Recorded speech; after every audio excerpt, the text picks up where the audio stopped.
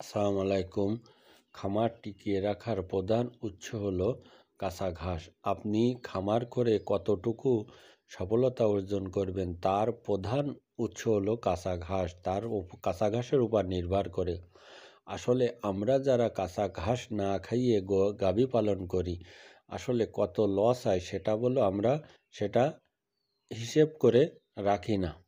কিন্তু আপনি যদি দৈনিক আপনার একটা গাভী থাকে, তার প্রত্যেক দিন যদি 30 কেজি করে যদি সাইলেজ খাওয়ান, তাহলে কত টাকা লাগবে? 10 টাকা করে হলেও 300 টাকা। দানাদার খাবার তো আমি বাদই দিলাম। কিন্তু খামার করে টিকে থাকার জন্য কাঁচা ঘাসের কোনো বিকল্প নেই।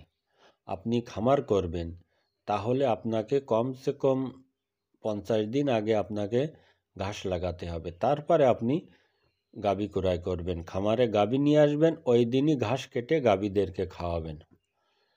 এমন করে চলতে হবে। আর আমার খামারে যা বলি, আমার আগে যেখানে খড় লাগতো প্রায় 2 পণ করে, এখন আমার 1.5 পণের চেয়েও কম খড় লাগে এখন। তাহলে কত টাকা আমার সেভ হচ্ছে, আর দানাদার খাবার অনেক সেভ হয়ে যাচ্ছে। কেননা এখন আমার অতিরিক্ত একটু ঘাস বেশি হচ্ছে বলে আমি বেশি খাওয়াতে পারতেছি। কারণ শীতকালীন সময় আমার ঘাসটা বেশি হচ্ছিল না, এই জন্যে আমি কাঁচা ঘাসটা খাওয়াতে পারছিলাম না। এখন এসে আল্লাহর রাস্তে আপনাদের দোয়ায় ভালো কাঁচা ঘাস পাওয়া যাচ্ছে। আর খামার অনেক মানুষই অনেকভাবে করে, তারপরেও মানুষ কাঁচা ঘাস লাগায়। দেখেন কোনো রাস্তার সাইডে বা ছায়াযুক্ত জায়গায়, কোনো জায়গায় সেচ দেওয়ার ব্যবস্থা নেই। কিন্তু কাঁচা ঘাস কোনো দিক থেকে কম না বলো।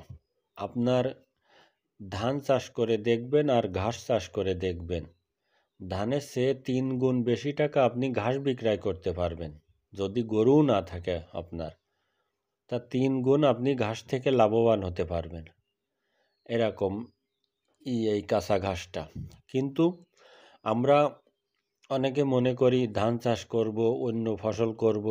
কিন্তু আপনি একবার একটা জমিতে ঘাস চাষ করে দেখেন, গাভী পালন করার দরকার নেই, আপনার গরু পালন করার দরকার নেই। আপনি শুধু এক খণ্ডেই 5 কাঠা আপনি ঘাস লাগান, আর 10 কাঠা আপনি ধান লাগান। ওই 5 কাঠায় সে আপনার ওই 10 কাঠা ধানের চেয়ে ওই যে 5 কাঠা যে ঘাস থাকবে, 3 গুণ আপনি টাকা লাভবান হবেন ওই ঘাস থেকে। এটা আমি গ্যারান্টি দিয়ে বলতে পারি।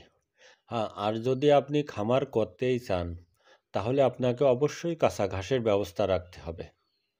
এবং কাঁচা ঘাস এমন ব্যবস্থা রাখতে হবে যে 12 মাস জন্য আমি একটা গাভীকে পর্যাপ্ত পরিমাণ কাঁচা ঘাস খাওয়াতে পারি।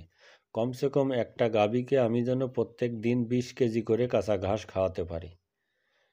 কিন্তু আমরা অনেকেই অনেকভাবে গাভী পালন করি,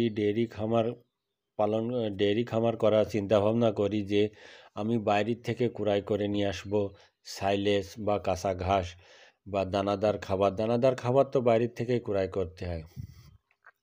কিন্তু এতে বললো আপনি খামারের লস ছাড়া আপনি লাভবান হতে পারবেন না। কেননা কাঁচা ঘাস এমন একটা উৎস, আপনার খামারের সফলতা নিয়ে আসবে এই কাঁচা ঘাসে। আর এই কাঁচা ঘাস যত বেশি খাওয়াবেন, ততই আপনার জন্য ভালো বা গাভীর জন্য ভালো। আপনি যত বেশি কাঁচা ঘাস খাওয়াবেন, ততই দানাদার খাবার কম লাগবে, খড় কম লাগবে, সব দিক থেকে কম লাগবে, এবং আপনি বেশি লাভবান হতে পারবেন খামার থেকে।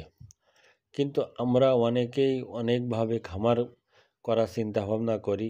আগে গরু করেই খামারে নিয়ে আসি। কিন্তু আপনার যে কাঁচা ঘাসের ব্যবস্থা আছে কিনা, খড়ের ব্যবস্থা আছে কিনা, এটা আপনি নিজেও জানেন না। আর এখনকার বাজারে খড়েরও যে দাম, কাঁচা ঘাসেরও দাম।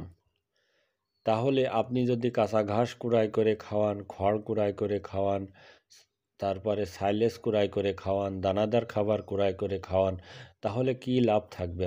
আপনি পাই হিসেব করে রাখেন। কোনো লাভ থাকলে তখন আপনি আমার কমেন্ট করে বলেন।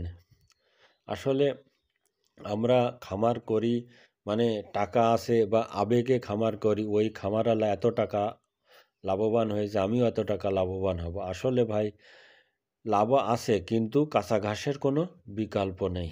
আমার এই ভিডিও ভালো লাগলে অবশ্যই সাবস্ক্রাইব করবেন। খোদা হাফেজ।